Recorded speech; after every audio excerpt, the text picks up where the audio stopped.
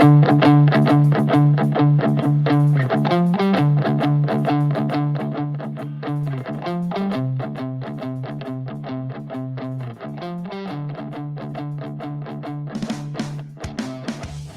Friday, December 15th, and we have a question for you. What are you going to get for Christmas? Oh, we're going to dive deep to a lot of things. It's another episode of Anytime with Ken and Alden. I'm Ken. That's Alden. Hi, friends. Hello. Hello, everyone. I wonder what Hunter Biden's getting for Christmas. Something that I don't think they're that concerned about, but I would like to know because he's having a rough year. He's having a rough year. Maybe a rougher life than he should have. He maybe brought that on himself there. Hey, everybody. We're live. And Alden, I'm going to, up top, I have these new headphone pieces in because I like wearing my radio headphones because I believe you need to monitor your show. If any broadcaster tells you I don't need headphones, question them, push back on them. But my ears physically hurt. So the show sounds mixed a little different. I'm trusting on your radio producer ears to tell me that everything's okay. So far, so good. And you're looking very, very modern. Thank you. Yeah, I know. And I've always pushed back because like people don't love the look of headphones. I get it. I do. But now I look like a rock drummer. Now I look like Lady Gaga if she was a middle-aged history teacher. Which is a look that I think she could definitely pull off more so than either of us ever could.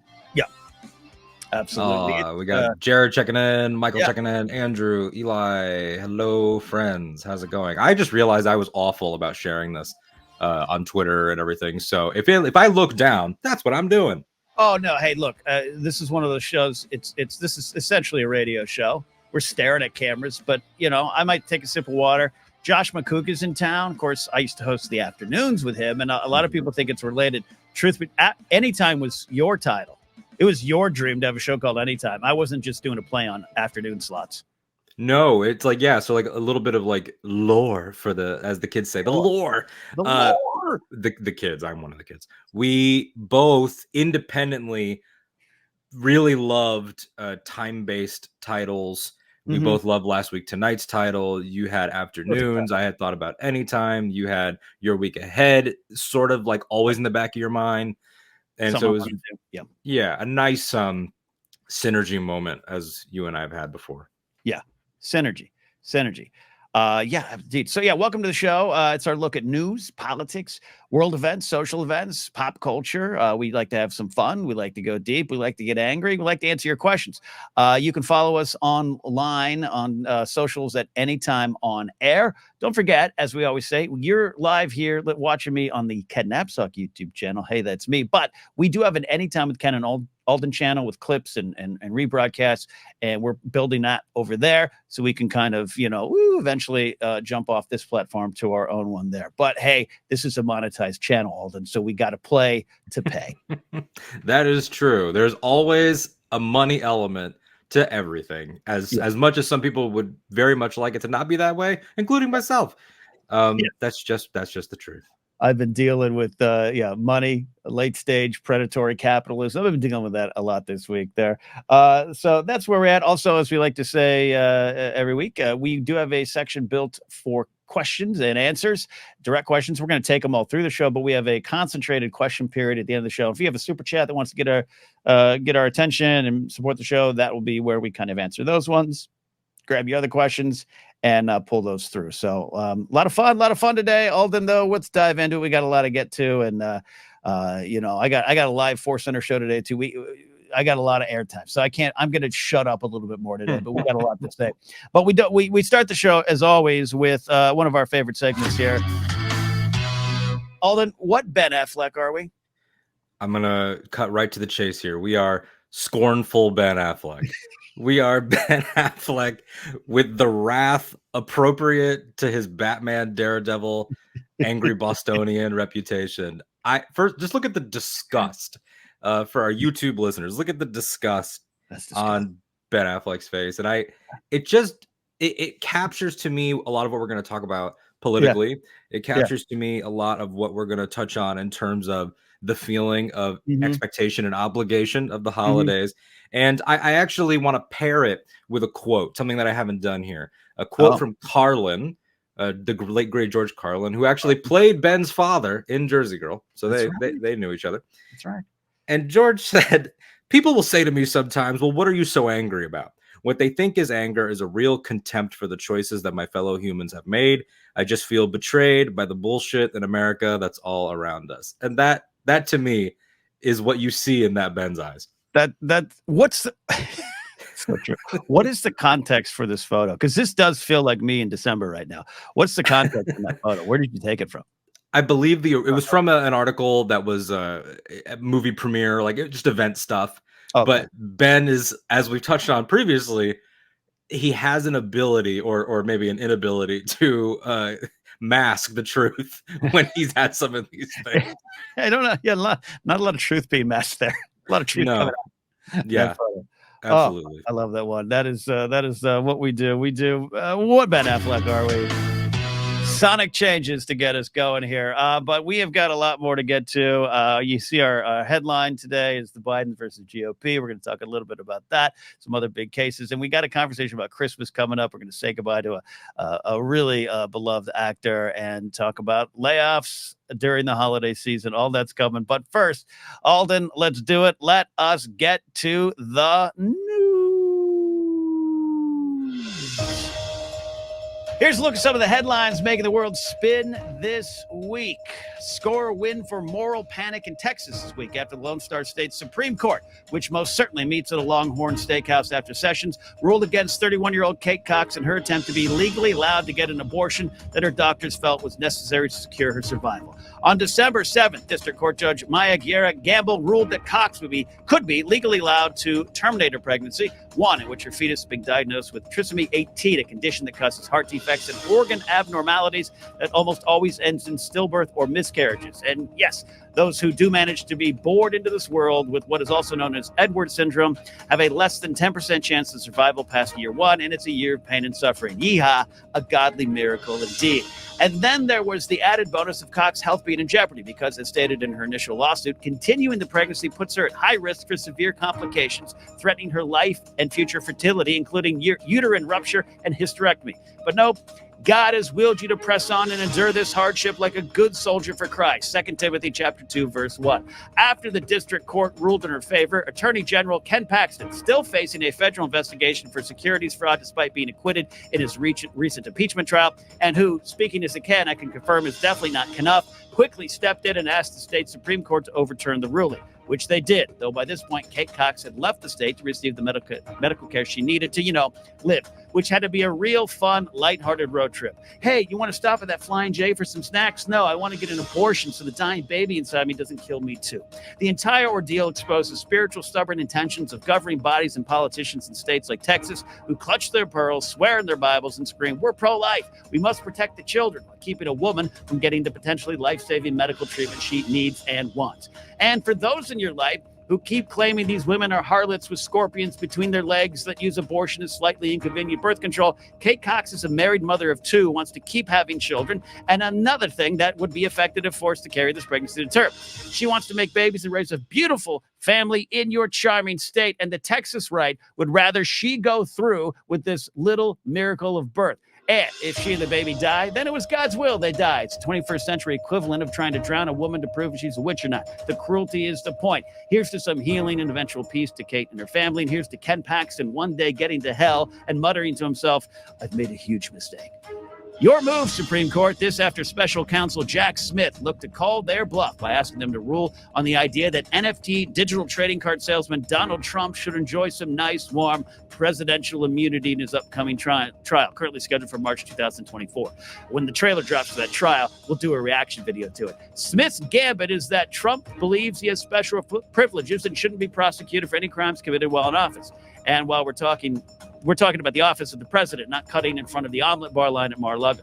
The issue of presidential immunity might have been something that would always have found its way to the Supreme Court anyways, but Jack Smith said, fuck it. Let's settle this now so I can keep prosecuting this oaf or we watch democracy crumble.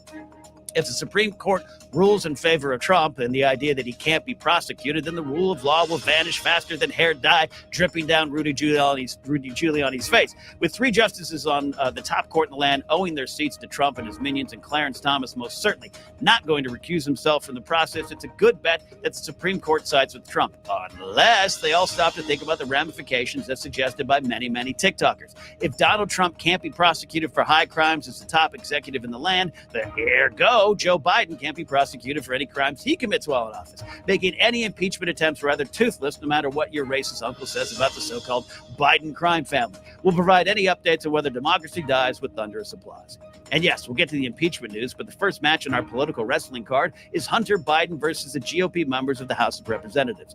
Biden skipped out on the closed-door deposition session with the House Judiciary Committee after they had subpoenaed him and for their questioning in their impeachment inquiry investigation.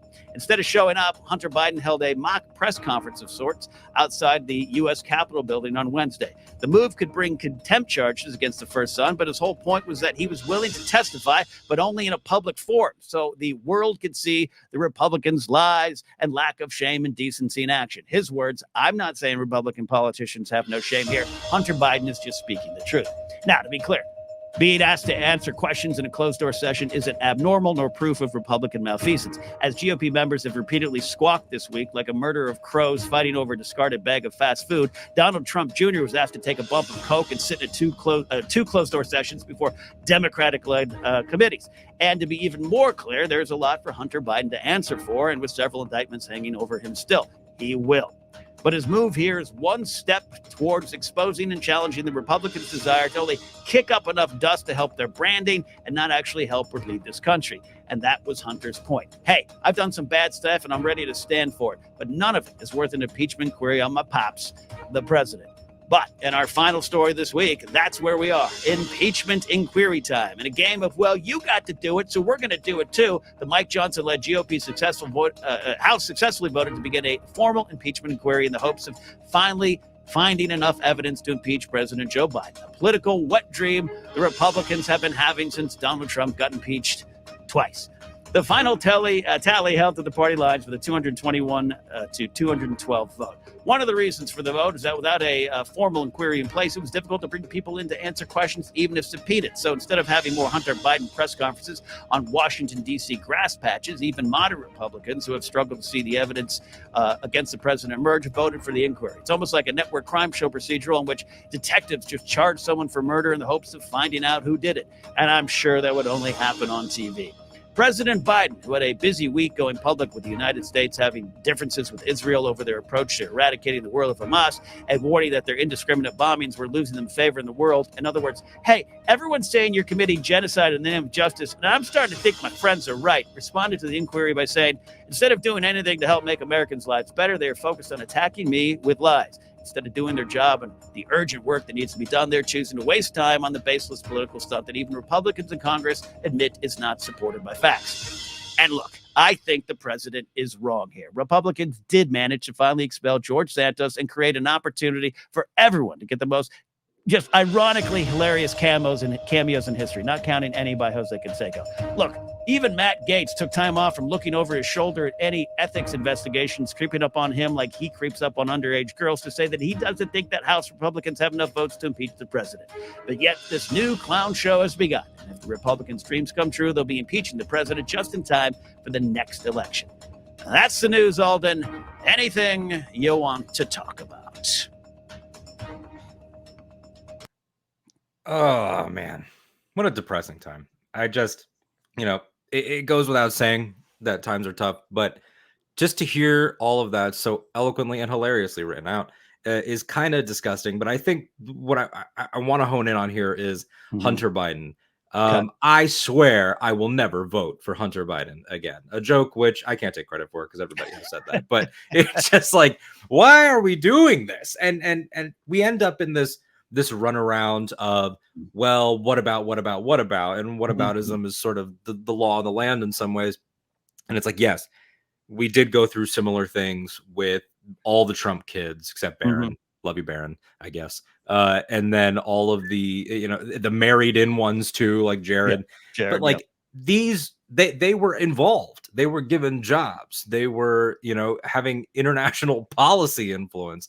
They were special advisor or whatever, special counsel, whatever it was inside of their dad's camp. Hunter Biden is sort of he's the president's son, so there's that unique lens, but he's not that much different from some of the screw ups at your own holiday get-togethers in a lot of ways. And so I just holiday party. Yeah. It's like, where is any type of standard to the point where this is just going to become sort of like the most boring, gross, wrinkly white version of like houses feuding in Westeros? It doesn't actually feel important, and yet so much rides on it. And I think that sort of contradiction in American life right now of like, this is objectively stupid and should not be. However, in its stupidity, we might define the times. Absolutely. One for the history books indeed. And you can see how all the stories are connected in so many different ways from Jack Smith on down. It's this ongoing puzzle piece that, or Jenga thing that's about to fall. And I'm with you. I always want to make sure, like I've read as much as Hunter Biden stuff as I can take. And as he himself says, yeah, made a lot of mistakes. None of it good. And yeah, I know there's some thoughts of what speakerphone calls was Joe Biden in or around or on, and what's he saying. And I take this overall stance of if this is the game you want to play and you want to dig in and find it, do it. Because the difference between the parties would be is if you do find something that's actually factual and he is impeached, whether or not that it follows through, I think we'd be done with him in a lot of ways, right? It's the Al Franken thing that comes up a lot, right? Franken misstepped and a lot of done. Fine, you're right. I think a lot of Bob Menendez is the case, right? Yeah, got it, get it. Expel him too, not just George Santos. Where the other side is, here's a mountain of evidence, and you're going to try every way to circumnavigate that truth. And I think that's part of Hunter's parlay here, if you will, or not parlay, but his play is let's do it. Let's put it all on the table. You want to go into me? Great. Got it. I'm going to stand before you. I'll do it. And by the way, every other person on the Republican side who tried to do the same thing, Donald Trump Jr. eventually did get there, but he didn't want to. All the kids didn't want to. They refused it first, and this is a toothless subpoena, anyways. So I think it's an interesting play, but it was all political circus, but it's all connected, and it all goes back to this big issue, Alden, of Jack Smith's gambit, as we're calling it, of let's just do this, settle it. Can I prosecute this guy or not? Can a president commit crimes or not? That's the crux of it. Because if he can, then we're done here. And by that, I mean democracy. And that's how it all flows down into this. Absolutely. Precedents are being crafted right now, or recrafted. I mean, do you remember a little thing called the Mueller report, and how that was going to be the salve that cured everything, and we were going to move on, and Bob Mueller, a Republican, was going to righteously stand, and what happened? For those playing at home, he had the report. He said, here's everything. I think it's pretty obvious what it says, but due to some memos from the 70s, I can't actually do anything. I need y'all to do it. Get that. And so if that's what we're working with in connection with what Smith's working with, in connection with what Hunter is, we are a fundamentally flawed system in terms of what accountability is. And it's like, look, I don't expect the people from the 17 and 1800s to have foreseen any of this, but it's just, at what point after things like the Nixon presidency to now did we, or the Bush dynasty, which people say political dynasties shouldn't even exist, and I agree with that. So at what point did people not sit back and say we should probably establish rules for the job that is the most important? And that failing that is trickling out now, when we are approaching the potential second term of the person in question, is just logically bankrupt. Like, I think that kindergartners would say, but if he was bad the first time, then how come you didn't figure out how he got away with being bad? Yeah, it all comes down to kindergartners. Kindergartners. I still call them kindergartners because that's what I thought it was as a kid. I thought it was my name. I was so excited that I had a whole level of school named after me. Yeah, I agree. Yeah, it's maddening, but it's important. It's really that ruling for the Supreme Court, if it happens. Which, look, again, it's this real. If you add in, you got the rule of law side of it too. If you're the party of rule of law, which, by the way, Mike Johnson needs to come out. I even liked his quote I don't have it here, but he was like, yeah, look, we'll go through the process, and if something's there, but we're the rule of law party. We gotta, if something's not there, we don't follow through. I'm paraphrasing at this point. I thought it was interesting. Whether or not they hold to that, when they look under the rug and there's not much there, and there already isn't much there, we'll see. But yeah, just the idea of like, cool, you're the rule of law party, your Supreme Court dominated by the rule of law party. Let's go on that. But also, cool, you rule for Trump and against this case from Jack Smith.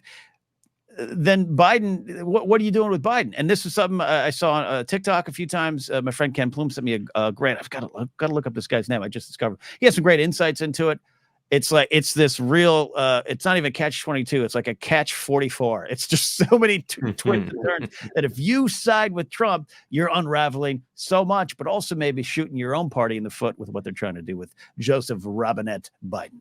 Yeah, absolutely. I think that what people don't realize on very base levels is that when you have elements like the special counsels and special prosecutors, and when you have elements like the SCOTUS picks of Trump still active and will be active, they don't realize the years of effect that can have and the precedents that it sets. It's not just about the players at hand. Yeah. I think I read somewhere a while back, and again, something I wish I could source, but a Supreme Court pick will have on average about 50 years worth of effect on a nation. So there is a very real chance I'll be in my 70s still dealing with whatever happens now with these screw up sons. And with these, can somebody break the law while doing this particular job, which is a question that is so asinine that it doesn't sound like it could be asked. And frankly, I don't think it could be asked in a lot of other places that are also free and democratic. Yeah, this is a very, very unique problem to us. Although I will say, Charlie Ashby in the comments making a joke about Zaslav. We should just let Zaslav buy democracy. The UK right now also having similar brushes with. Are we fascist right now? Is this a fascist nation? But could be. Could be, and the fascists don't show up with giant fanfare. They show up in nice suits and ties with all these kind of cases and decisions and stuff. Yeah, it's scary, but also I can't lie. I'm fascinated by what Jack Smith has done. I can't wait to see it. I don't want to just dumb it down and say I'm just watching it like a baseball game, but that's also how I process it right now. Like, yeah. I'm fascinated. I'm interested by it and all those kind of things. Yeah. Yeah, we'll see. We'll update you. And maybe we'll do a breakdown of that trial. We'll do a trailer reaction to that trial. Well, honestly, we should. And I hope that somebody cuts it together. Maybe Jared can. Jared's in the comments. Jared, edit that footage together. You had a great comment here, actually, about so many of our laws of governance rely on good faith and just assuming people won't say the quiet part out loud and will at least pretend to play by the rules. The GOP got a taste of absolute power. Yeah. And something about absolute power corrupting absolutely has been said. No, actually, I made that up. That's yeah, you made that up. First one. Yeah. Well, if only there had been movies that addressed this, but people just wanted to entertain. So there was no messages in any movies prior to 2015 is what I heard on the internet. I do want to talk a little bit about the situation in Texas that was playing out in front of it, because it's this, and I want to acknowledge too, one of the big problems in our country is that there's so many conversations about abortion that happen without women around. And I'm acknowledging you and I are two men discussing it, but I also think at the same time, the flip side of that is more men should be discussing the abortion issue, because we have a little something to do with it. And we're just kind of raised with this privilege idea that we're not responsible for a lot of the things we start, cause, or involved in. So this is our issue as well. So we can have this discussion now. And next year, when we expand anytime, when we have guests on, these are topics we'll revisit with the right voices around. But for now, you and I discussing this, it was just hard to watch in so many levels. But I made that joke, but it's so true. I was raised in this environment, this culture of abortion is literally only a moral issue. And I can get that take, meaning I understand. I was taught that it was used as birth control, that you shouldn't have sex unless you're ready because babies is the goal. And it's a miracle, all those kind of things. And I actually, when I say I understand it, I'm not, conceding the floor to that debate. I'm just saying, I get it, but that's not the case here. So why are you still fighting it? And I think that's part of the problem. Even DeSantis had he was like, we got some. It's a different thing going on out there. They couldn't come out and say it. Those who the right to life. This is a married mother of two. whose doctors has said, yeah. And then the ruling, for anyone that wants to poke holes in anything I said, the ruling was, well, the doctors didn't prove without a shadow of the doubt that she'd die. So we just got to see how it plays out in God's will. And that to me is their moral arguments just crumbling before our eyes. And I don't know, as you as a younger man who might have been raised with a little different view on the situation, and abortion as medical care, not just a moral issue, what you take away from this week. I will note about the DeSantis thing about how even somebody that abjectly evil and repugnant has that moment of hesitation, but will still not actually say, as Jared said in his comment, the quiet part out loud, because if he does even make a distinction, he'll lose the ravenous culty base. So that should be noted. But at the same time, you're right.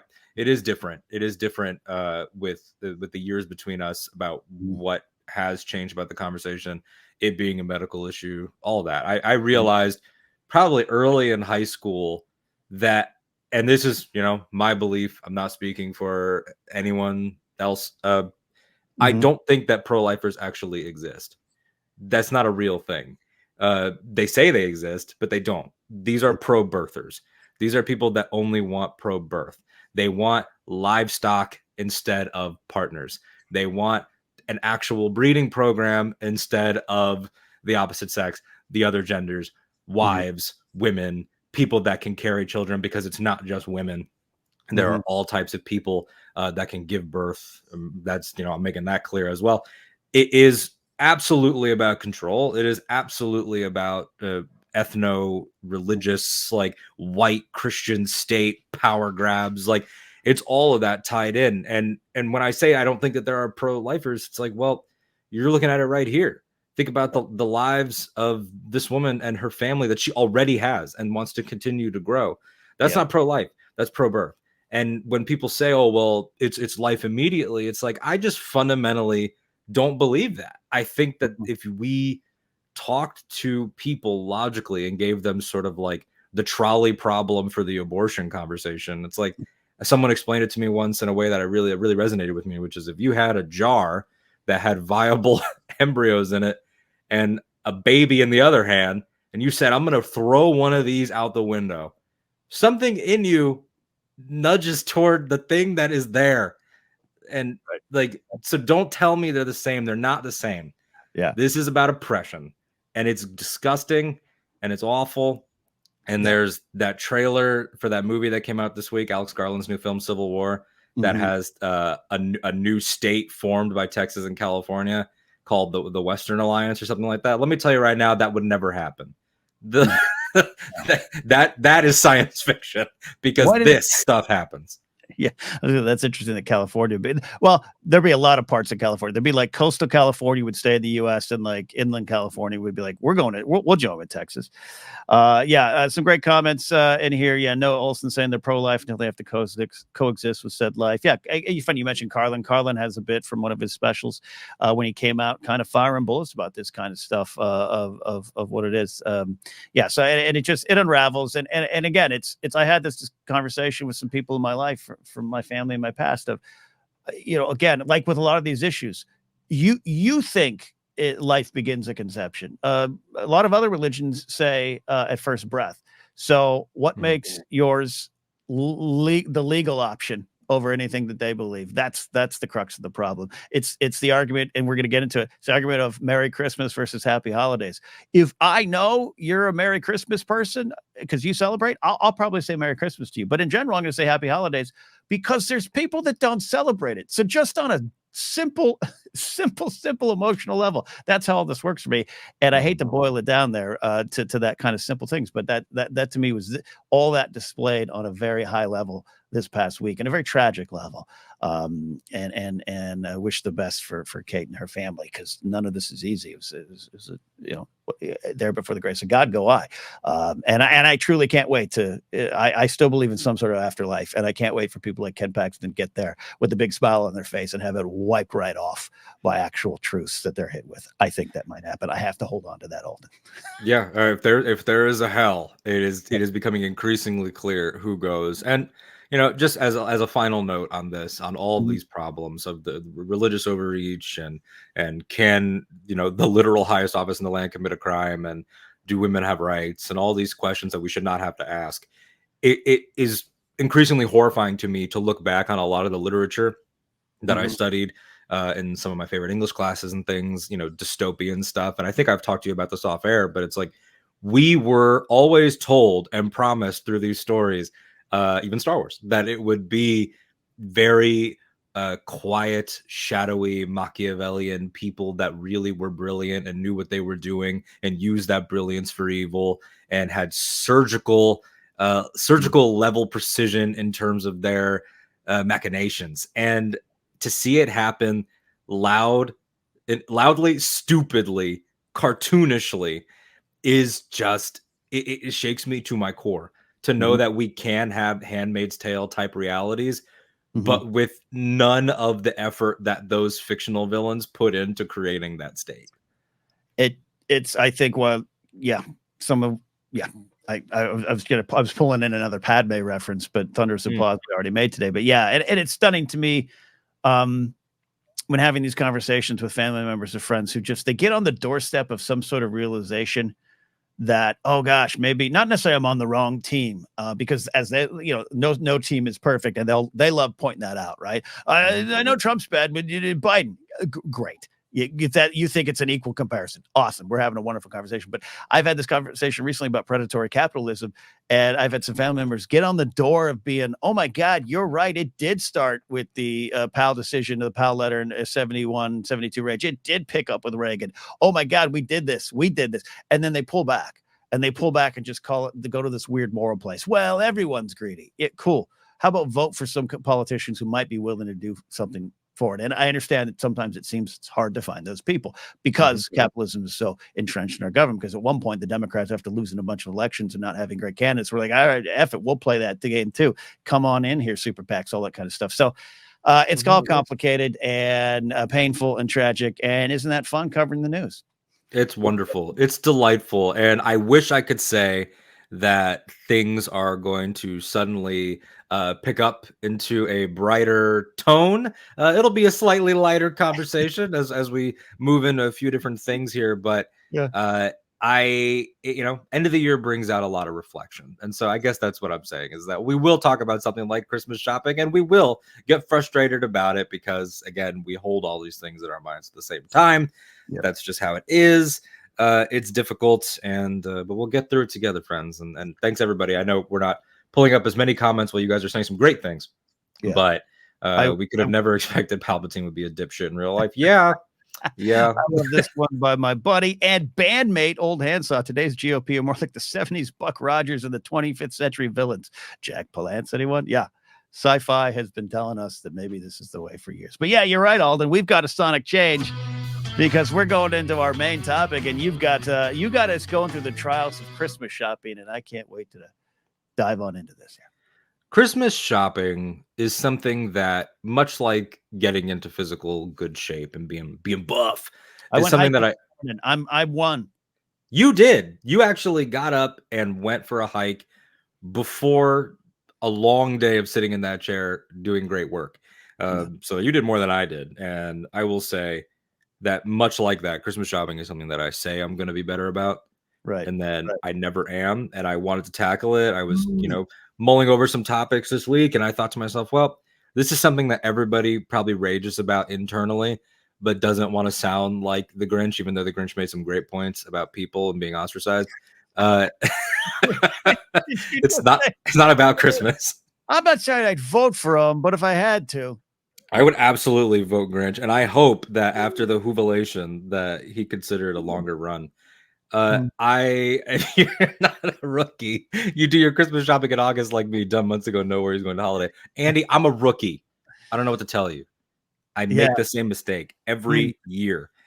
So I wanted to start throwing this at you, somebody who had more of a classically nuclear family makeup than I did. Yep.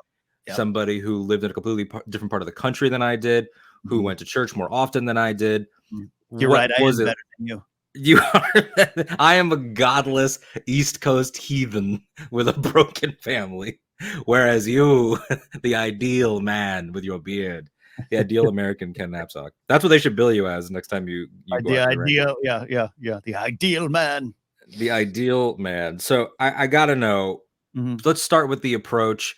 How did those early Christmases inform the way that you think about shopping and gift giving now? Have you taken anything from then to now, or have you completely bucked those trends and practices? I unintentionally bucked it, and I look inward on myself and think I am actually a pretty horrible person. I can be really good with gifts of all reasons and seasons, but I also have been lazy. Also, for 17 years, worked in a job where literally I was at a mall every day during the holiday season. I just didn't have the time, energy, and at times money, most of the time money, to buy them. But it wasn't the way it was as a child for me. I was raised in a that kind of traditional Christmas morning, Christmas Eve type of celebration, presents under the tree. Even though I found out years later, my parents, and I do give them credit for this, went out of their way to make it look like all things were normal when they were pretty struggling, lower middle class, crushed by Reagan's 80s, but they still voted for him and still would again if he came back as a ghost and ran. But also because of my religious upbringing, it was also fascinating. I don't know if this exactly applies to your conversation, but I was told pretty matter of factly, there's no Santa, it's Jesus. That's the reason. Wow. And it was like, so I was like a little second grade Kenny on the playground. My friends would be like, I hope Santa brings me Duke and Flint and Scarlet G.I. Joe figures. I'm like, Santa ain't coming, Britain. It's Jesus. Your dad bought the gifts with your mom wrapped them. Like I was that kid. Like I was just Wow. So yeah, I don't know if that changed anything. But see, what's interesting about that is I also grew up without the illusion of Santa. I always knew that it was Mhm. a thing, a ruse, a character. I always knew he was myth. But they never subbed in Yeah. Jesus, even though I never my tagged mother him. and No my mother hot and my tag. sister believe, No hot but tag to Jesus. They believe. Okay. Okay. they believe. Yeah, we were our family is historically Catholic, and then Yeah. veered more into just non-denominational. But they believe in God more than Yeah. I do, whereas I don't really. But they didn't say, but Alden, it's Jesus. They were just like, yeah, it's a time where we get together and you can learn about it, and here we go. Yeah. Yeah. But Yeah. that's Yeah. so fascinating. We even at one, we didn't do this all the time. But one year I remember we baked a birthday cake for Jesus. I ate it, so I was happy to celebrate. I'm sure What kind of Jesus, cake does Jesus eat? ironically, it was a brown chocolate cake. Probably showing who Jesus really actually is compared to the white Jesus pictures hanging on our wall. But yeah, yeah. Yeah, Eric Great. Clapton Jesus is not canon. The actual canonical Jesus was definitely a brown Yeah. socialist, a topic that we can unpack maybe closer to his birthday. Now, in terms of receiving gifts historically, Mhm. they're telling you about Jesus and everything, but are they handing you, your Kenner Star Wars and saying Christ got this? Like, Literally, like, and I think some of it was done with humor. So I don't want to sound like I'm completely attacking my folks who, again, went out of their way to make my sister and I feel like we had something on Christmas morning. And also, by the way, they would almost for many Christmases in my youth, we would after gifts and everything, we'd get dressed and go to like homeless shelters and everything, or bring food and stuff to families that needed it. I give them credit for that, and I thought it taught me a lot early. But yeah, no, I got that all. But they would put on the packages. This is what I was saying with a bit of humor. It would say like to Ken from mom or dad, or to Ken from one of the dogs that we had at the time, and some of them would say to Ken from Jesus, as if Jesus was like, you know what, Ken really does need a snake eyes figure. He doesn't have one. Let me go get it. yeah, Jesus took the same catalog that you looked at and was just like, "Oh man, they're doing the Yeah. that's fantastic. Yeah. I got to get in on that." Yeah. Now, how has that informed in terms of the makeup of like you're the kid, but now you're grown, you have your fiance, your friends, your dogs, you don't have little ones running around that are not dogs. I should say you don't have human little ones. Who do you think should get gifts just as a concept? Because I've definitely moved into it's my sister's kids, Yeah. the Oh, dog, and like my mother and sister, me, my mom, my sister get gift cards. Like yeah. who should get them? Because some people are like, God, their lists are long.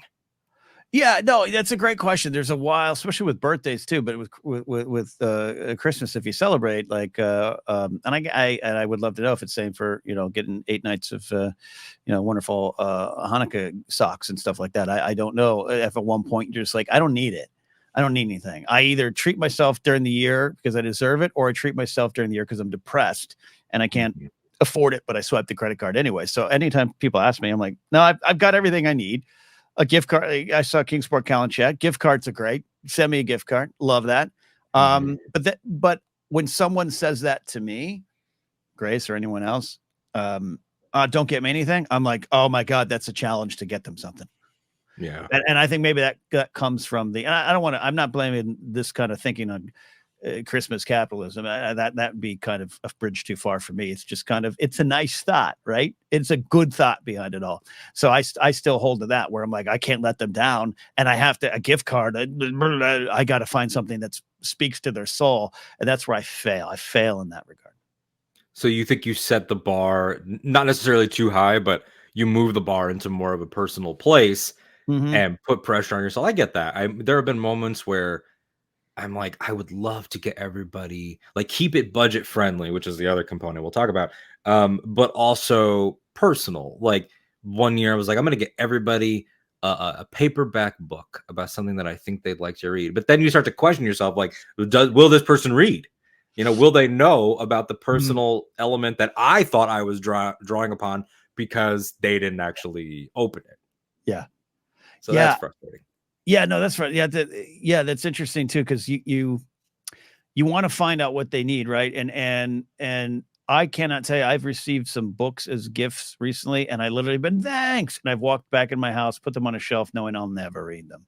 And Mhm. I'm a book reader when I can. Me read good. So it's that fine line, but you're doing something from your heart there, so I respect that. Yeah, it's comes from a good place, but I then I'd take a dime store paperback novel from you. that's good. That's good. I'm gonna you actually would I think be an easy person to shop for in Why so? terms of You call me be, simple man? I'm calling you one of them simpletons. No, it's because you wear your heart on your sleeve and you're very explicit about what you like. You're very clear, and you're also very clear about what interest of yours you are currently settled on. Like Right. you'll say, right now I'm on a Ken Burns kick. Right Yeah. now I'm on a Red Dead kick. Right now I'm on a. So it's like you're very clear about where you're at, Yeah. which is in some ways diametrically opposed to the people that say, "Don't get me anything," and you don't know where the hell they're at. Okay. That's a great point. I like that. You as well. I don't, but I wouldn't know what to get you. The gift of food, gift cards or something to a restaurant. But then even Mhm. then, because like my mom is complaining, like she got a very nice gift card from some of her exercise class students, and she goes, "But it's a restaurant. I'm a vegetarian. They got me like a steakhouse. Like you got to pay attention to the needs of the person a little bit, unless it's a generic Target. Target. Yeah, Yeah, I'm so excited. I hit my camera. Target card. that's complicated too because the gift of choice, I think, is one of the best things. It's powerful, but then you can whiff, with Mhm. things like that. But then at the same time, even if it is people like us that know each other well, when you want to hone in on a thing, like it's hard to say with like you and I or other people we work with, like Joseph Scrimshaw, Jennifer Landa, Nikki Kumar, all these people that we are on the same level of nerd with. That makes it a little more interesting. But then there are people that know what we love, and I'm sure this happens to you, where they're like, "Hey, Ken, I know you love Star Wars. Just wanted to get you this little thing," and you're like, "Oh, the eighth one of those." But you really have to play it up. It's like when someone got me at I think it was Secret Santa, either in high school or right after high school. They knew I liked Kiss, and they were like, "Here's Kiss greatest hits," and I'm just like, "Oh my god, What thank you was it? so Was much." it Scotty who wants to buy me a signed Vinnie Vincent picture? Yeah, I don't know how long that Vinnie Vincent photo would last, Scotty. I think it would Yeah. be like, oh, thanks, trash. Look, man, I'm a Peter Chris guy, Okay. Got nothing to lose, oh baby. Pop. I was going with somewhere with that too. God, and then Peter Chris, the thought of Peter Chris and his music just kind of swept me away there. I love that.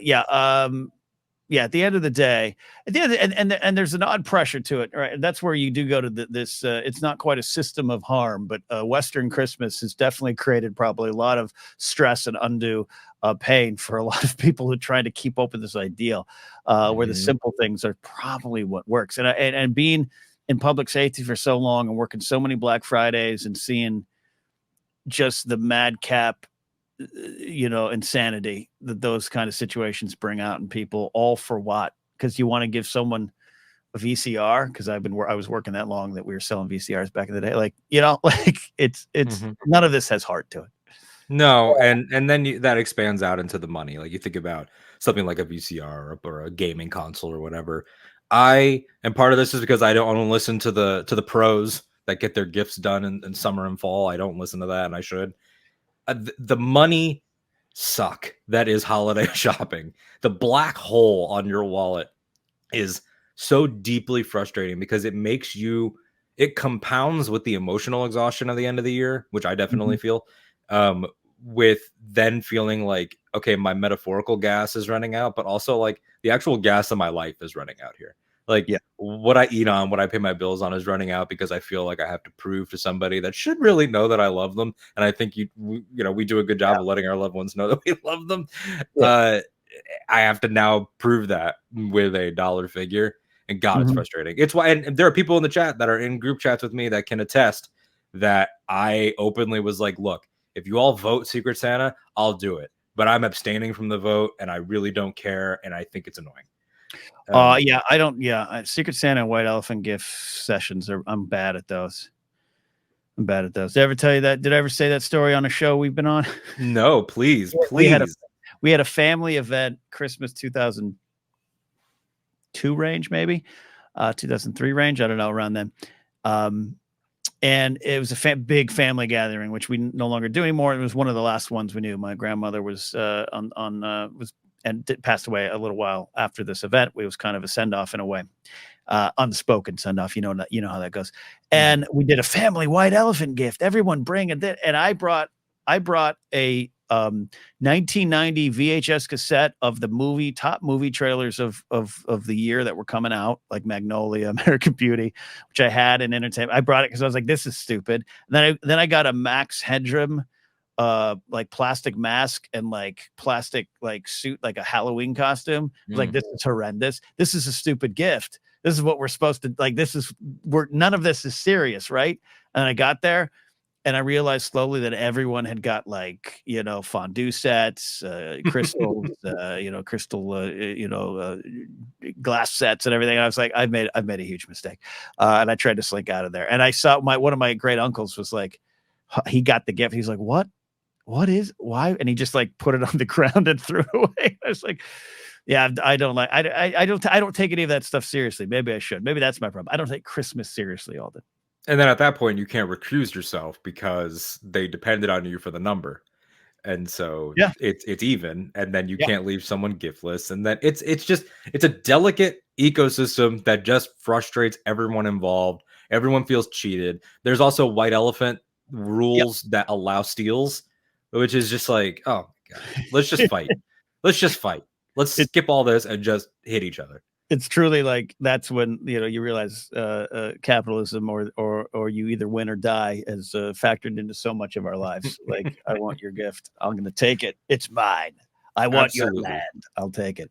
Yeah, absolutely true. and you're speaking to a lot of the pressures of the season that and outside of making any jokes or commentary on certain reasons for the season, all that kind of stuff, I still contend that despite any of that stuff, which can be debated or misused or misinterpreted, the spirit behind it all is something that I still enjoy. The fact that there's a season or a day that we focus on each other or other people or being nice, like that, that's not a bad thing. The world does need that a little bit more. It's just amazing how we continue to mess that up. So I try to focus on the real reasons.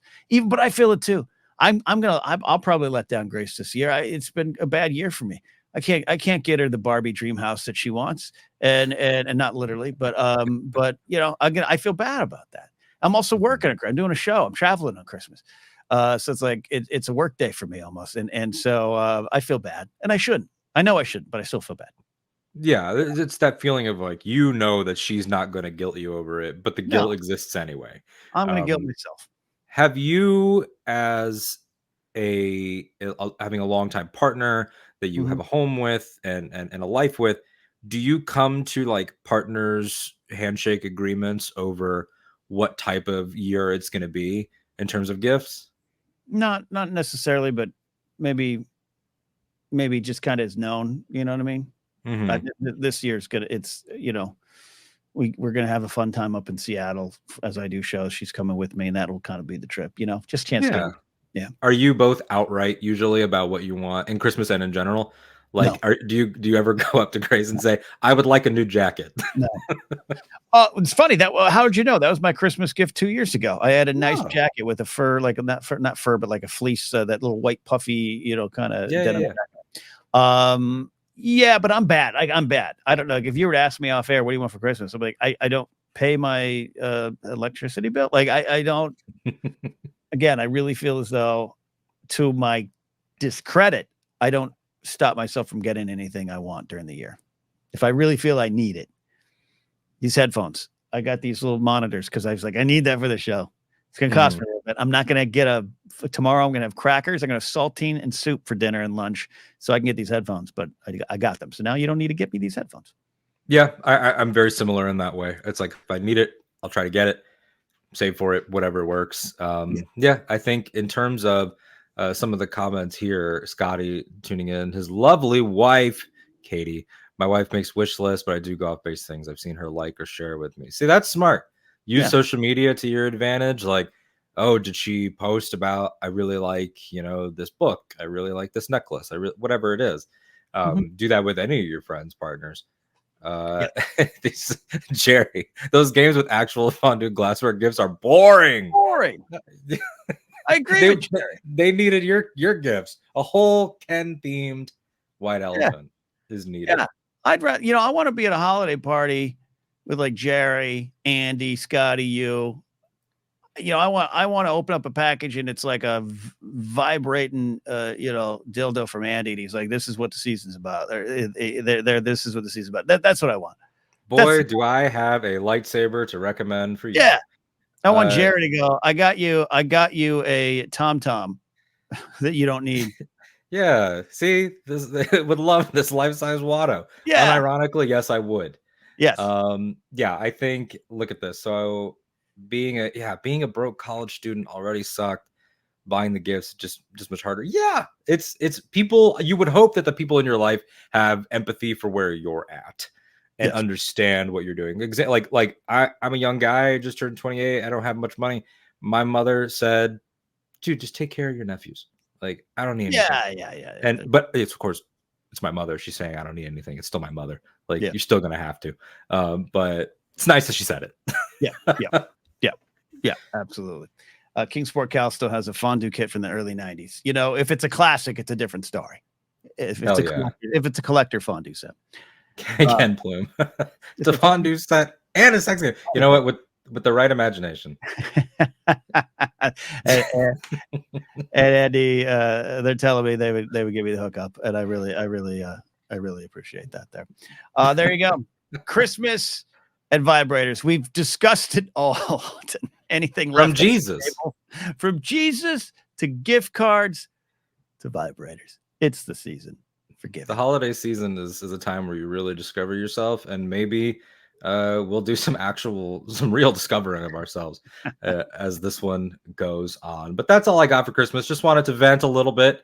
Yeah. I didn't get as wrathful as maybe I thought I would, perhaps because the top half of the show was already heavy, but it really does frustrate me a lot. I want to make that clear to everybody. If you know me and you love me and you want to do like a gifts thing with me, don't.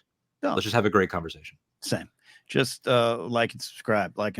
All right, we are we're almost on to our next segment here, but I do want to take a break. Speaking of capitalism and the selling of my wares, folks, we previewed it last week, but now we can say it is live today. That's right. The album from the Moon Agers, the 7-song EP, Broken Pieces, and What Remains is here.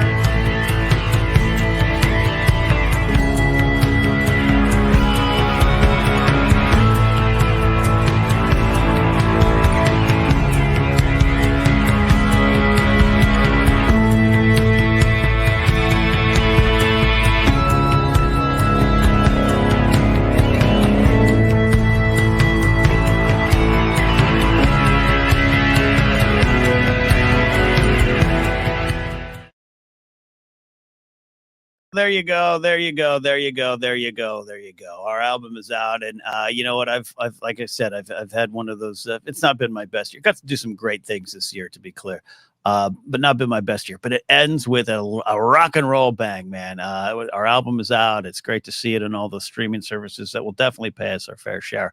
But if you want to support us directly, go to Bandcamp, themoonagers.bandcamp.com. That's a true good way to support independent artists. Though, you know, Bandcamp eventually, you know, has been swallowed up by another company, so eventually it might not be the place. But for now, it is. For now, it is. Yeah. And can I just say, first of all, congratulations, and secondly, I love the name of the band, which is an extremely hard thing to do. Mm-hmm. I actually had a band names tangent with a lot of our friends, some of whom here are in the comments earlier this week, about how difficult it is to name one.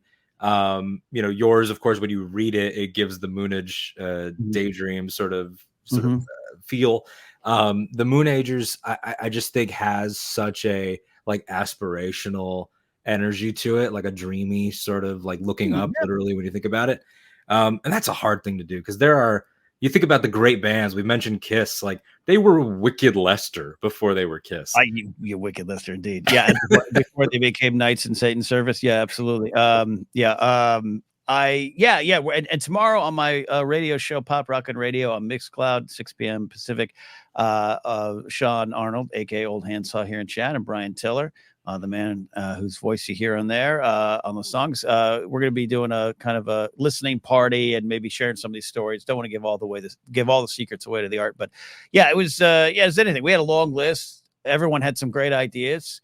Sean's are real funny and wry and irreverent, and then we had some more generic ones. We're in different states, so the idea of let's call ourselves virtual was kind of how this all started, and that would have been fine. But yeah, I don't. The Moonagers, it just because this is what teenagers do is form a band. But we're older than teenagers, and it seemed dreamy anyway. So I'm such a David Bowie mark that it just the reference worked for me as well. And eventually, and like any band name, I'm really glad you said you liked it because the Beatles is a great example, but the Simpsons covered it with the B Sharps episode. It's got to be kind of silly and stupid, and you don't like it, but at the end, it's just the only answer, and that's kind of where we went with that. Yeah, 100% works. So Ken, you have an EP people can buy this holiday season. You have a book that people can buy this holiday season, and I've got I don't know, but advice. You got this show. You got this show. I do. It's more than most people, right? No, absolutely. I do. Like and subscribe if you want to get me something, as Ken has said. Now, moving into some entertainment news. Normally, we do some quick fire stuff that's more light, poppy movie news, things like that.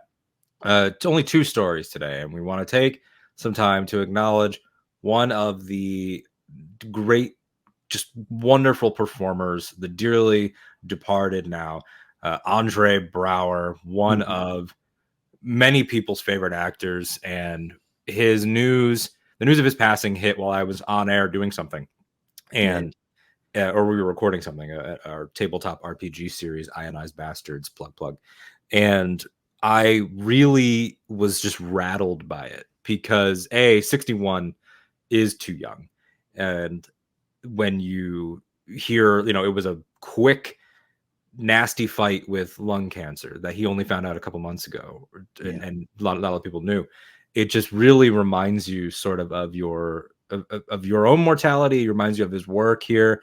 I just picked 3 of his most iconic roles, of course, in Glory and Homicide as Frank Pembleton, and then as where I knew him most from as Captain Holt in Brooklyn Nine-Nine, one of my favorite shows, one of my top 2 comedy series of all time. And I just wanted to share why these people are important. You don't know them, and it is parasocial, and we've talked about sort of the dark side of that before on the show. But the light side of that is that I watched Brooklyn Nine-Nine with somebody who is not in my life anymore, and we watched most of the show together on the couch, cackling, dying laughing, and all this stuff. And that time of my life ended before the show did. And then I never finished the show until one day, amidst tears and just sadness and depression, I thought I should go back and I should finish it. And so I sat by myself. And because of the work of people like that, I was like, oh, you can You could put things back together. You could start to rebuild things just because he's hilarious in that show and so full of life. And to hear and read the tributes, when you realize that an artist is the other artist's favorite artist, you're like, wow, in the same way that people talk about, who's an actor's actor, who's a musician's musician, a comedian's comedian. To hear people like Jeffrey Wright and Viola Davis and all of his B99 co-stars and Carrie Elwes, who was in Glory as well, to people say he was the best, and we all knew that he was the best. Just really like incredible, but also too finite. Yeah, when Lance Reddick passed away recently, right? That was kind of a similar kind of feel of, no, this is impossible to comprehend, and it's the realities of life. Obviously, we get that, but I'm with you. He's one of those favorites for a lot of folks, and I'm one of those. I was joking with you off air, but I'm one of those white people that love Glory. Like the movie Glory is one of my all-time favorites, and for a lot of folks it was like an 8th grade history watch, right? And for me that was the case, but I was in 8th grade when Glory came out, and we got told, we got assigned to go to the theater and see it, and that was like his first on-camera role. I think Ed Zwick posted that yesterday, which is insane to think. And it was just, he was so good, and Denzel's Denzel, and Matthew Broderick and Carrie Elwes and all this. But man, like he was like everyone's secret from that movie, right? And you'd see him in other things, and it would be, for a while, it was like, it wasn't Andre Braugher, it was like the Glory guy. And that's my introduction to him. And it was just, and he only got better from then, which is crazy. Well, the bar was already so high. Yeah. And it's okay. And I think it's okay to be affected by this stuff. It's okay to be affected, because what you're describing is not just an actor doing his work on a show that you loved. It was a time of your life. That's why art's important.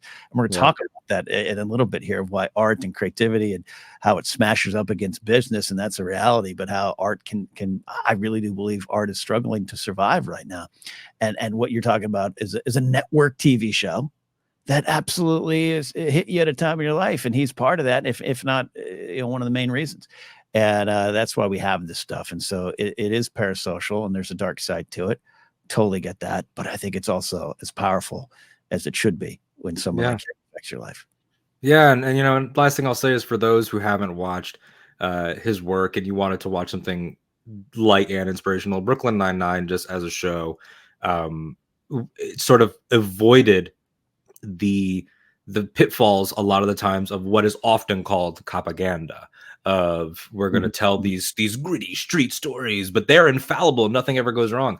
Captain Raymond Holt was a black out gay man leading his precinct, openly talking about how the institution that he was a captain in hated him and never wanted him to get that high, never wanted him to hold that office. And there are lots of flashbacks where they would put Andre in like a mustache and an afro, and like there's a lot of comedy with it. But he has the pride flag on his desk throughout the show. You meet his husband in the show. They talk in the final seasons about can the black characters and the other people of color in the 9-9 continue with everything that's going on. And so he put his soul into everything from episode 1 to the final episode, and used his art for positivity. And so Andre Braugher, we miss you. 9-9 for life. Yeah. Give him yeah, indeed. The best. Indeed. So moving into something less weirdly less personal, but also very personal in terms of working in this industry. You ever heard of Hasbro? Looking at my shelf. Yeah. Yeah. Hasbro. Yeah. Looking at my shelf. Hi, Attack of the Clones Anakin with Poncho from the Vintage Collection. I love you. It is a dark time for the toy industry overall. And we are not, I should say, I am not a toy expert. I don't know if you feel that you are, but I know we know some toy experts. Yeah, no, I know a couple toy experts. Check out my buddy Ken Plume show, Force 5 on his YouTube channel. My buddy Mike Black, follow him on Instagram. Yeah, those are people who I feel can can talk to you about the toy industry. Yeah, and the inner workings of it.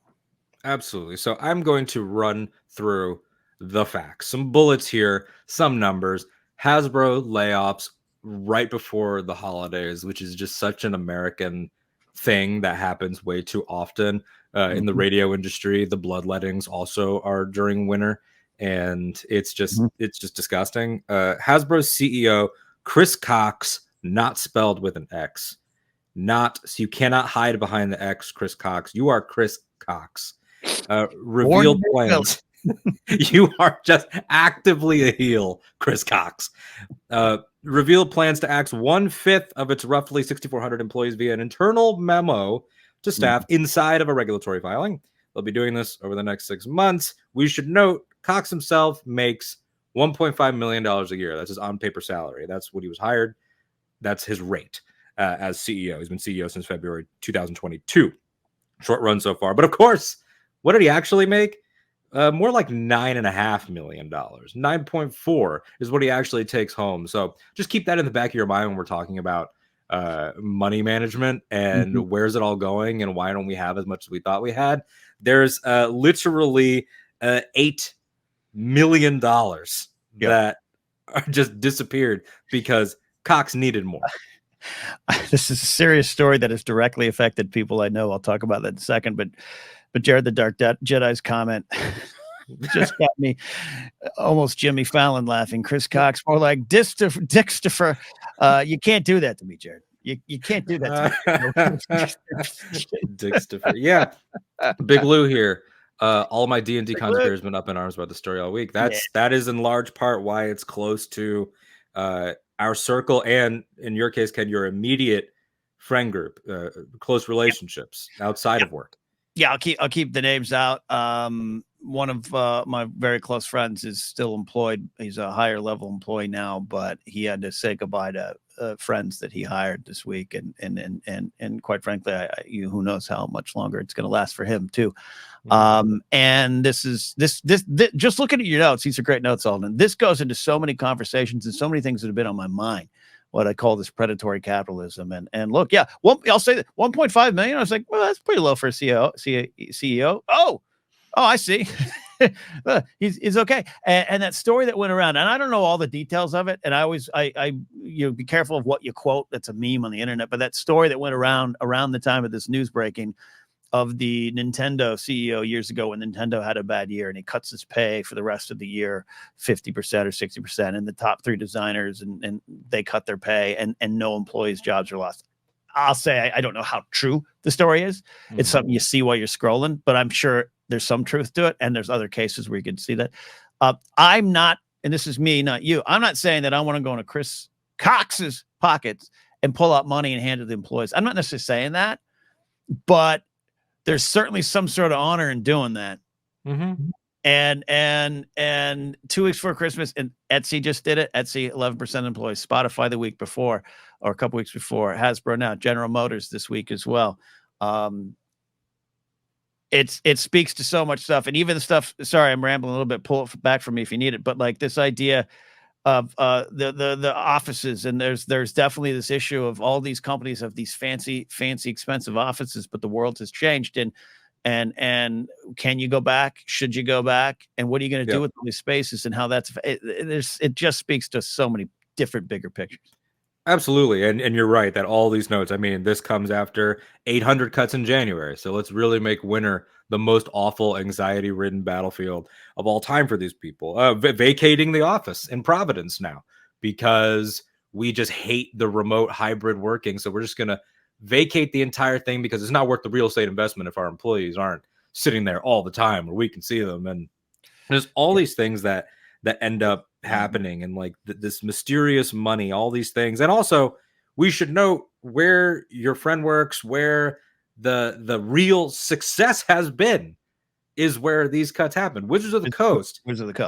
Yeah. Their D&D parent and also their Magic parent, they're under that umbrella, which has had due to things like your Critical Roles and your D20s and just the rise of actual play and the communities that have been birthed, a renaissance. D&D, this thing has been around since the 70s.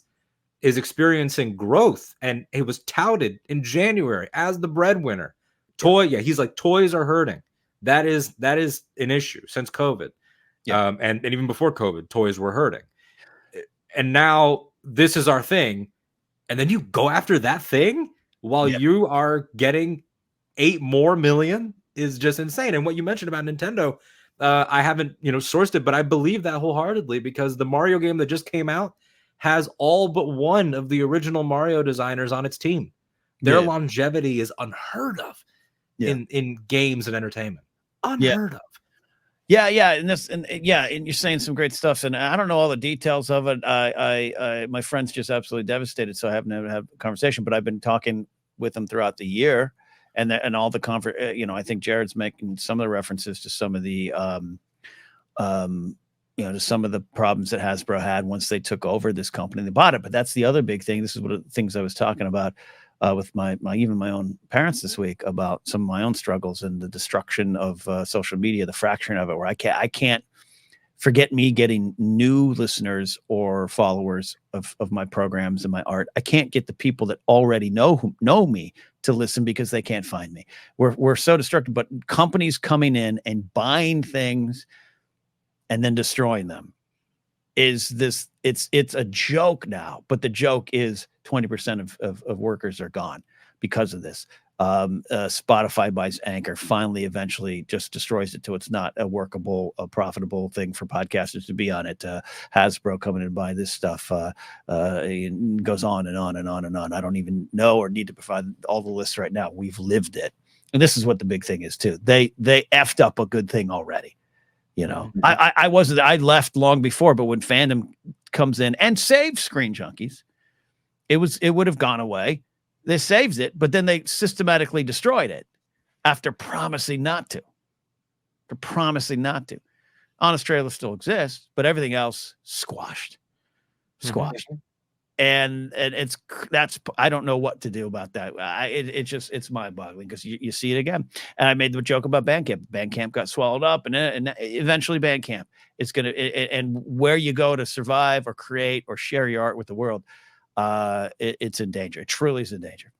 It really is. I mean, it's an existential threat against the way that things are done, the way that things are run, and when you can, it's the fact that we've allowed these people in power. And again, I say we allowed it with the royal we. I'm not saying that anybody is, of course, directly responsible, but collectively, societally, we've allowed people to talk out of both sides of their mouths and say things like, congratulations, breadwinners, thank you for everything, unprecedented success, the only thing helping us through, on top of the fact that your collaboration with outside partners produced things like Baldur's Gate 3, which become ungodly levels of success, game of the year everywhere, perfect scores. You are also going to be the ones cut because reasons.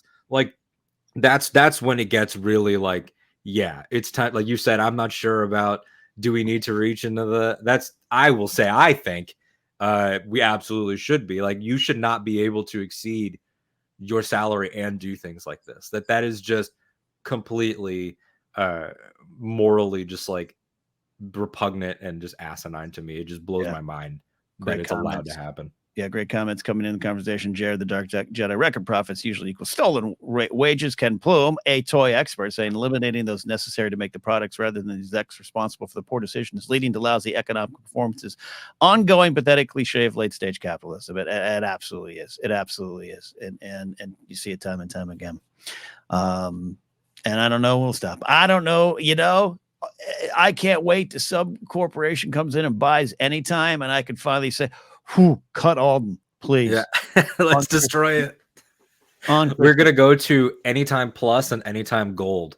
And they're going to be two different shows in a heated rivalry. Yeah. And I mean, and not to, poke any old wounds or tell tales out of school, but like, you've been there multiple times, man. And like, there's the consistency of it's always like, it's money people, it's a crypto guy, it's a this person, it's a secret bonus here and there.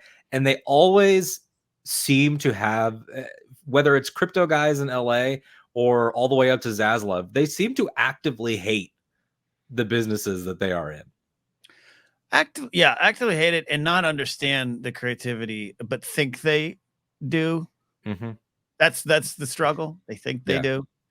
And look, we all need a money man at points in our lives. I get it. I get it. I don't have that capital, so we need you, and you cover my paychecks. But then you're actively got your little sticky, pudgy fingers in it.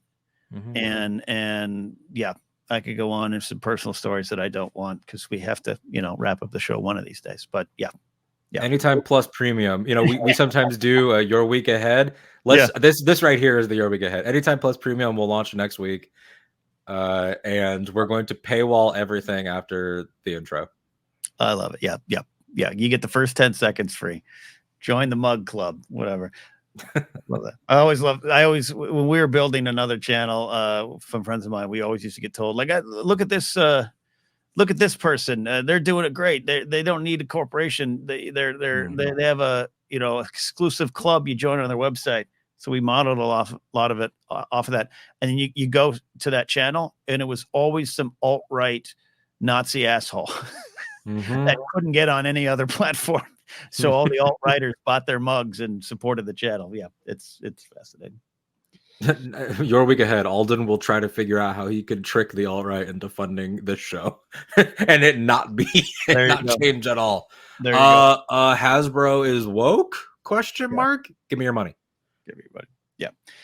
Yeah. So much. It's sad. Yeah, it's an ongoing story, and it's not going to be the last one. And now there's all these people back into an already crowded job market in this industry. I know we're seeing signs of economic recovery and all this kind of, but it's in areas that don't affect us right now. I'll say it. I'm glad to see the numbers go up. It's good when it comes to election time. I hope it's good, but yeah, I'm currently trying to look for work too, and it's not there. It's not there in the way it used to be.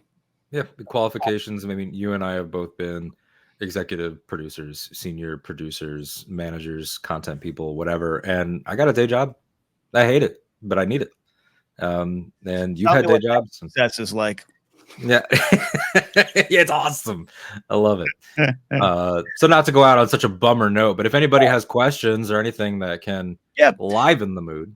Absolutely. Take us home with your questions. Any super chat questions that we can highlight on are appreciated, but not needed to join the conversation. We'll be here for a couple of minutes and get ready. And next week, we should no show next week. I'll be traveling, and Alden, you're going to take some time off because you deserve it. You've had a tough year as well. The last few months have been particularly tough for you. So, we're giving each other the gift of time off next week. Maybe I'll do a show unadvertised, just log in, go live, and just talk and let people say, hey, it's okay. It's okay. Yeah, we'll do a poetry slam. There you go. A nice poetry slam. Ken Plume says the problem is most CEOs have absolutely no loyalty to the companies they're running. Their corporate guns for hire, ultimately more concerned with their personal finances. 100%. I believe Iger has, I'm sure he's worn a mouse ears hat and enjoyed a churro at Disneyland at some point. I think he's got some degree of loyalty to that company, but it's only for his purposes, and he's maybe one of the only quote unquote good examples, but I think Plume's really right on something. As so many people have come through, they're just trying to show that they can build this brand up financially, stock wise, so they can cash out and get the next job. That's part of the problem too. Absolutely. When I was working at iHeart, which is where I started my professional career. Right. Yeah. Oh yeah. Bob Pittman, the CEO, came in and he was there when MTV started, and then he was at Six Flags for a while, and then he's back at broadcast. Like these people don't have fields. Mm-hmm. Their field is CEO, which is essentially sometimes feels like a made up position. Yeah. Questions coming in here right now. I'll answer this one up top. King Sporkhouse says, you and Josh still hang out? No, but that's because Josh McCouga moved. So Josh doesn't live in LA anymore. He lives in Northern California, but by strange coincidence, he's in town, and I will be having dinner with him and Mark Ellis tonight. and probably hanging out at the Comedy Store. So yeah, it's going to be good to see Josh. It's been a while, but yeah, life kind of took him up in another direction, so we don't talk as much as we used to. But love my Joshykins, and I'm going to see him tonight. So that's a great timely question, King Sport Gal. All right. Ken Plume's got this one on a lighter topic. What's your go-to treat around the holidays? Alden, I don't know this. What is your treat to go seek solace in? So speaking of companies that are actually doing it right and have been doing it right my whole life, Little Debbie's. I don't know who owns Little Debbie's. Is that a Hostess thing? Is it Hasbro? they killed Little Debbie. I've always been a snack cakes guy, like Snacky to my cake, detriment. Yeah. Okay, yeah. Oh, zebra cakes, top tier. That's my S tier snack.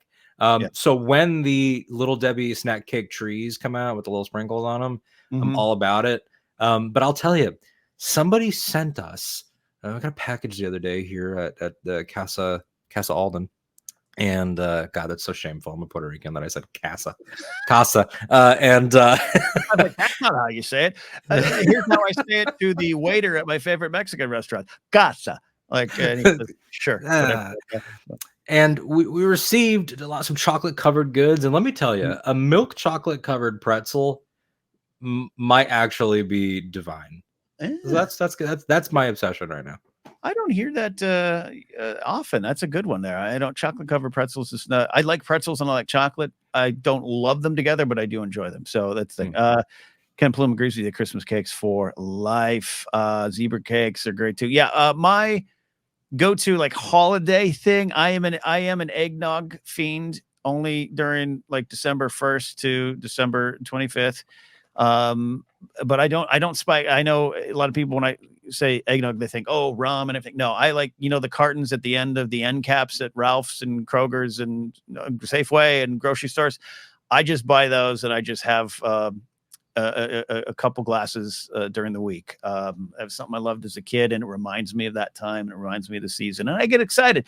We don't do Christmas. We love Christmas decorations in our neighborhood. We'll go look around, but we don't do them. I just don't have the work or the electricity in our house to do it. But when I turn the corner of the grocery store and it's eggnog time, it's a little joyous bump for my soul. Something huge just happened. What's that? This is my mother. My mother is watching the show. It was Josh Early Candies where the pretzels came from. That's amazing. She's checking in on Facebook. By the way, we should mention on my Facebook page, we're live all the time too, my pro page. And I guess with StreamYard, we can even go live on Instagram now. All right. Yeah, this is great. Yeah, so that's my go-to. That's your go-to. Great question from Mr. Plume as always. And then I saw another one there. We got a super chat. Want to shout out this from Big Lou. Check out Big Lou's Clubhouse and all his work as well. The Max website is a pink sparkle mouse cursor in honor of Barbie dropping a Max. So that's positive. Oh, that's great. I can't wait to rewatch Barbie. I have not seen it since I saw it in the theater, and it's one of my favorite experiences seeing a movie of all time. So that's exciting. I'm gonna check that out maybe later tonight before I go hang out with Josh and Mark. Are you prepared for a lifetime of people asking you to do I'm Just Ken at karaoke bars? Like Scum and Villainy in LA has karaoke. Like, are you ready for that? I don't go there as much. They do have good tater tots. I don't participate in karaoke, even though I kind of maybe secretly want to, but maybe. Yeah, I'll say this. I have spent my entire life, and maybe my buddy Ken Plume in chat we're a couple of Kens. My entire life has been a Barbie joke. It's happened so many times, except the one time I had an insurance agent for my car about 20 years ago. Her name was Barbie. And I went to the office, was like, this is great, right? She's like, what? I was like, Ken Barbie. And she just was like, anyways, do you want the full coverage on your It's you and I finally, we get to do this after everyone going, oh, your name's Ken, where's Barbie? Like, I used to get that all the effing time. Yeah, all the fucking time. And I finally was around to Barbie. She didn't take it. I think the thing about that poor innocent human is that whatever pain Ken's feel for her must be amplified to the umpth degree. Like she has to have never had a moment of peace in her life. Yeah. especially if you are an actual Barbara out there who goes by Barbie and you are a white blonde woman, like it's over for you. Your parents created you to be a product. It's over. Yeah. Star Wars and Galaxy says, "Hi, Cat. Hi, Barbie." I'll say this though, and I don't go around advertising that I'm a Ken, though. I do want the I'm Knuff shirt. I want it in black with that. It's hard to find one in black, with the print. But if I see someone dressed as Barbie, like that day, around the time the theater came out, the movie came out in the theaters. Flappers Comedy Club in Burbank is right next to the big AMC. Christopher Nolan's theater of choice when in LA. And I would see so many like just young kids and young girls dressed up as Barbie. I made a point, if I was in earshot, to say, "Hey, Barbie. Hi, Barbie." Like I wanted them to have that. It was fun. I didn't go. Also, I'm Ken, by the way, but I just keep going. I'm a stranger in a strange land. I'm going to keep going. You didn't show up with your mink and your headband and your rippling tan abs. That'll be for the next holiday. That's the next Halloween season. I'll get Yeah, it's lovely. Thanks for shouting that out. I will be rewatching that. It's a lovely film, wonderfully directed, and Greta Gerwig is a queen. Love that. All right. I think that's about it for us as we wrap up this segment and go on to our final segments of the day. We'll do a Your Week Ahead next time out because I forgot to think about what I'm going to predict. But as always, we do a pop rock word of wisdom. I have like 2 hours more broadcasted to do today. It was the hike, man. It was the hike. It was the hike. A pop rock word of wisdom to leave on, sponsored by Pop Rockin' Radio. And tomorrow night on Pop Rockin' Radio on Mixcloud, 6 p.m. Pacific, we'll be having a Moon Ages listening party. Join us for that one. But our pop rock word of wisdom today is Patty Donahue of The Waitresses, the late, great Patty Donahue. That's right. Bah humbug. No, that's too strong because it's my favorite holiday. But all this year's been a busy blur. Don't think I have the energy to add to my already mad rush just because it's 'tis the season. The perfect gift for me would be completions and connections left from last year. Ski shop encounter, most interesting. Had his number, but never the time. Most of anyone passed along those lines. So deck those halls, trim those trees, raise up cups of Christmas cheer. I just need to catch my breath. Christmas by myself this year. Now, if you know that classic song released in 1981 by the new wave band The Waitresses, you know it ends up good for the lead singer of the song. She ends up running into that guy. You're out of cranberries too. And it's happy ever after. But I think, Alden, that is the spirit we're taking into this holiday, this big Christmas day next week. Whether you spend Christmas alone this year, we've all been through it. It's all blurred past us real fast, and there's some heavy burdens still hanging on all of us. And it's okay just to say, I need to catch my breath. Christmas by myself or with those that matter this year. Absolutely. I think that there is a certain serenity that comes with some reflection, solo or with pets. At the end of the year, I will be sitting up with Mando, my dog, watching the Doctor Who Christmas special, and just enjoying some calm because it was a very packed Thanksgiving season. And so we will now have the inverse. And I think that clarity is the name of the game. Clarity is the name of the game. And that is it for this week. Alden, any final words as we round up our show this week and this year? Yeah, if whether or not you're actually a Ken, like Ken here, Ken Knapsack or Ken Plume, you are Ken-uff. Put that manly hand in mine. We're all going to be able to do it. You are just Ken, but find your identity, embrace your truth, don't depend on other people, and be a fully realized man without the patriarchy. There you go. I second all of that. Lead with empathy, kindness, compassion. Have a cup of water before you broadcast live so your tongue doesn't stick to the roof of your mouth. But a lot of fun. This has been a fun launch of any time. We are not done yet. 2024, much more coming, including, we always say it, supplemental content, guests on the show, segments, more, so much. We appreciate all of you right here, right now. So that is it. Check out the Moon Agers. Go listen to some rock music, baby. Go check it out on Bandcamp, Spotify, Apple, wherever you get your music. That's it. We'll see y'all next time. Bye.